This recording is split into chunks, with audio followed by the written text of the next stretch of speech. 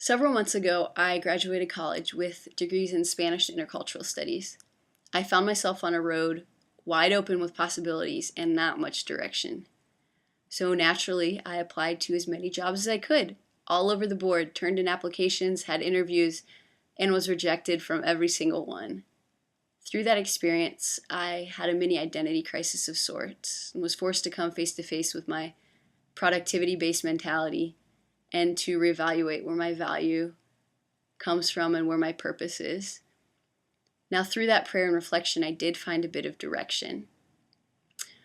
I spent a lot of last year abroad, as you may know, studying and completing internships, and it was an incredible experience, but it was very challenging because I didn't have Christian community. I was away from people who knew me and loved me, and I didn't have a support system. So, looking forward from that, I realized that before I go off by myself to change the world, I want to grow a foundation by living with a Christian community in another country. So during that time, I stumbled across an opportunity through my school's career website. It's an organization called Educational Service Exchange with China, ESEC, and it's a total immersion program that brings in Chinese English teachers to learn. So it's a group of facilitators from all over the world, all walks of life. I would be one of the facilitators, a teacher, who inspires and develops life through English teaching. The beautiful thing about their teaching method is it doesn't just focus on grammar or even fluency, but it encourages critical thinking, reflection, and a transformation on the outlook of teaching, which then these Chinese English teachers bring back to their classrooms and implement it there, resulting in a domino effect. I decided to take the position, and I'll leave June 1st for a year in Beijing, and I'll be living in this community of facilitators, of Christians, living life together along with these students, and learning about a culture and a people, learning about teaching, learning about how God works through relationships and service. Now, all that being said, one thing I know is before I go, I really want to gather a support team. More than anything, I know I want to have a prayer support team. People who will commit to praying for me, for the organization, and especially the students that we'll meet in the year to come.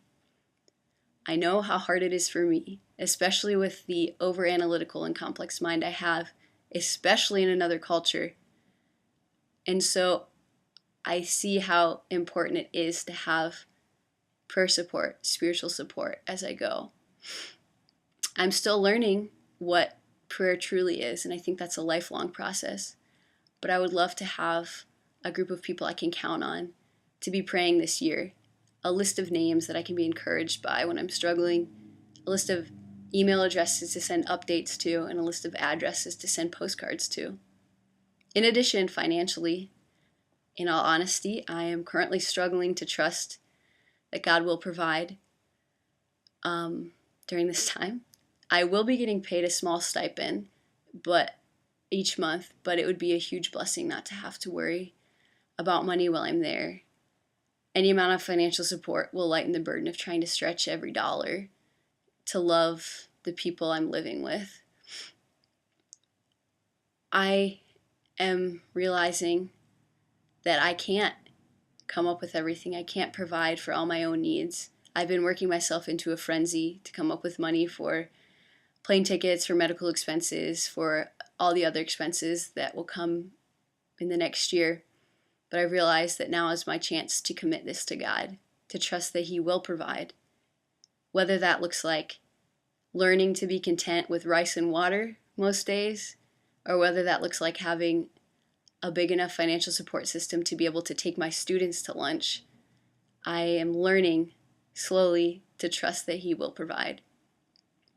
So whether that looks like a simple message committing to pray for me this year, a little note encouraging me, or a financial gift, a monthly support gift, I can assure you that everything will be received in humility and thankfulness.